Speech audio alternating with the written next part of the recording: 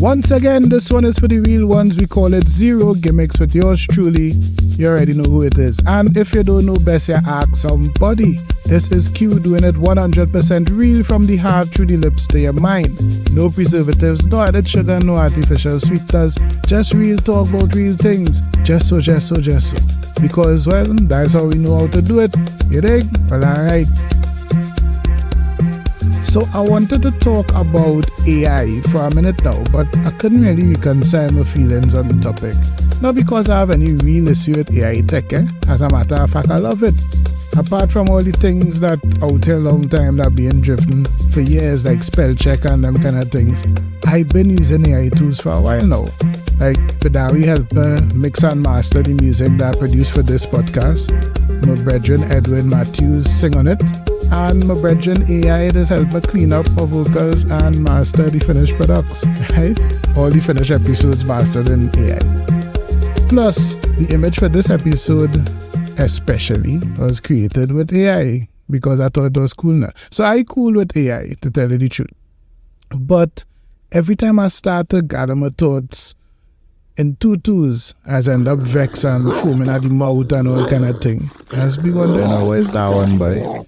How to do the work, how to do the work and walk through the halls to see if I find what baggage really holding all that anger. And I did.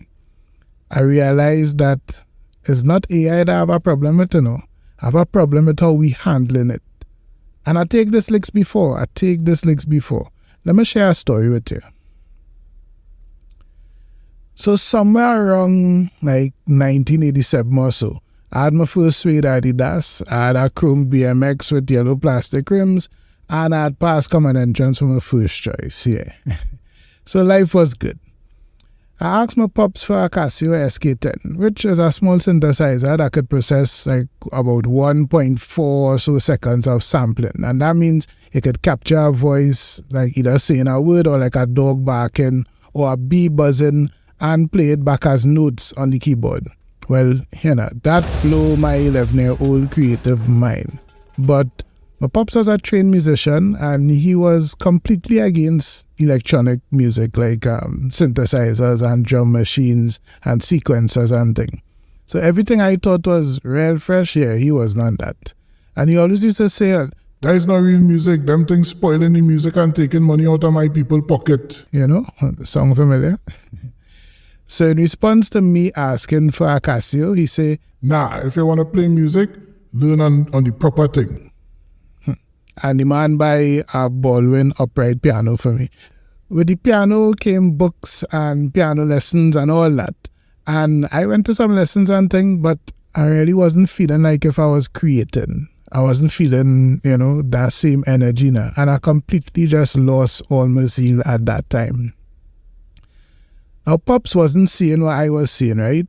I used to record Sesame Street songs on a Walkman and then play them back while beating hip-hop beats on my kitchen counter. And then I add my own lyrics and thing, and I recorded all that back on a boombox. So essentially, I was remixing Sesame Street songs, right? And Pops interpreted my interest in the SK10 by the old standards, which to him meant I wanted to be a musician being somebody who's play instruments. So rightfully, he equipped me with a musician's tool. And he was looking at the SK10 as an inferior instrument, with only 32 mini keys versus a piano that has 88 full-size keys. But the piano can sample, it can produce different tones, it do have programmed beats, it can record. I was never really interested in being a musician. The technology that I was being exposed to was inspiring me to be more like a producer. I wanted to create sound. Of course, learning to play an instrument would help that, but here's the thing. I would have learned way more than how to play an instrument with the more innovative tool. And the inspiration would have been different because I would have been learning in a different context now. I eventually got the Casio because my mom, who could also play an instrument, thought that the fun machine, as the fun machine they used to call it, because they didn't think it was serious. But they thought that fun machine might have sparked back interest. But I was already over it. Why that story relevant? Well, Pops was using his old filters to evaluate a landscape with new tools. But new tools require us to use new filters because the new filters will allow us to see the real possibilities that new tools offer. And that, I believe, is the mistake that we're making with AI right now. And we're making that mistake, especially in the creative industry, for real almanacs now. I remember when computers started using design software, people had a lot of negative things to say about digital art, accusing the practitioners of not adhering to basic principles of design. And that's probably because a lot of the early adopters were not necessarily artists, but they're techies who learn how to use the software. Eventually, schools started offering graphic design courses that included using software as well as the principles of design, and problem solved. That was it. Instead of ruining art, as some people claim would have happened, computers made it more accessible for more people to learn design and produce good communication. Because of it, we have massive advancements in publications like package design, architecture, and a host of other areas in which we're now able to do things that we couldn't do before. I remember photography, like photographers were up in arms about digital photography. It don't have the same feel, shooting on auto is not really photography. People relying too much on Photoshop instead of learning about lighting, blah, blah, blah, blah, blah. All kind of things to say. Again, YouTube tutorials, among other learning channels, made it so that, we have all the benefits of the foundation principles of photography with the advantages of digital photography and whatever it brought, like the new cameras and that new tech brought to the table. Now, the features of the modern digital camera and the ability of Photoshop to enhance images is what really allowing photographers nowadays to capture images that we couldn't capture before.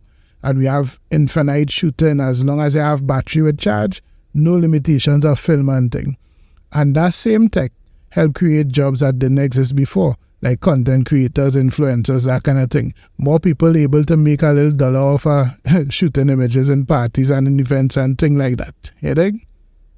Even the internet, as we're talking about content creators and influencers, the internet and social media and all get fight. I was championing digital and advertising agencies since 2000 because even though I was working with traditional media, I was blogging since like the late 90s. And I hear everything from these young people thing and that go phase out to, we wouldn't be able to place much ads in traditional media, which is the real reason why the industry really resisted digital for so long. But both of them thoughts incorrect. So today, we have the most ridiculous scenario where a client has a traditional agency and a digital agency, and both of them fighting for as much of the client budget as they could get. Madness. Well, we could talk about that scene some other time, but this is why when I see how we are approaching AI, I just get triggered because I've seen the same thing happening again. Always that kind of licks now. We're looking at this great new thing through old lenses and just wasting time trying to force it into the old boxes. It's not going to fit. It's not going to fit. I could tell you that from all now. Now, we have a lot of things that I think we need to address, but the most important one for me is the mentality. That doom and gloom. AI coming to take over and take all the work and kill off this and that. And you see that vibes? All of that is not the behavior. When we start to think so, the automatic trigger going to be, how best can we fight against this? That's going to be the default, right? Will it change the way that we do things? Well, yeah, I think so. Will some human tasks be redundant? More than likely, I think so. Will that mean that we're going to perish? Hell no, I don't think so.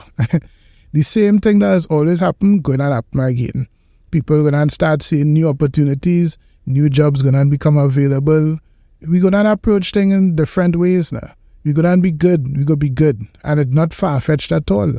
Alright, look, you have voice talent. And AI can act out any script that you feed it. Probably you might get less jobs to do voice ads, maybe. It might be more efficient to just let AI do a radio spot or something. But now, you have the ability to create a radio drama with yourself in a leading role and as many AI voices as you want to support and create whatever environment you want. Boom. You're doing a series of audio dramas just so. And guess what? Them audio dramas might be more efficient ways for like the same clients that you're just doing voiceovers and things for to engage their audiences, and they'll come to you. Might even be more lucrative for you, all kind of thing. Alright, check this out. You're a producer and AI producing beats in seconds. Well, now you could produce a full album and offer a volume 1 with your original tunes and thing, and a volume 2 with remixes of all your tunes, complete with AI voices and all kind of thing. And now when I say remix, it don't have to be just like a different version of the same song, you know. You could write an album of love songs from a man's perspective and then have AI remix all the songs and answer back from a female perspective. Mad things they could do, you dig?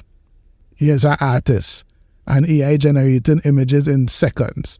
Well, I know artists right now who using AI to create reference material instead of hiring models and thing, right? Instead of going out and doing like shooting scenes and thing to photograph, they're just using AI references. Because at the end of the day, art is not the end result. Art is the intent and the human endeavor. And art buyers still want to collect art that has a story deeper than the image. Some artists I know even creating work using AI to enhance their work beyond what they could consciously conjure. It's not a far-fetched thing, it done working so already, and that's how it go play out. So hear me out. This is a changing of the ages, that is what it is. And they had to change their lenses to rock with it. We was in the age of expression. Everything was geared towards facilitating human expression and the ideas that we had.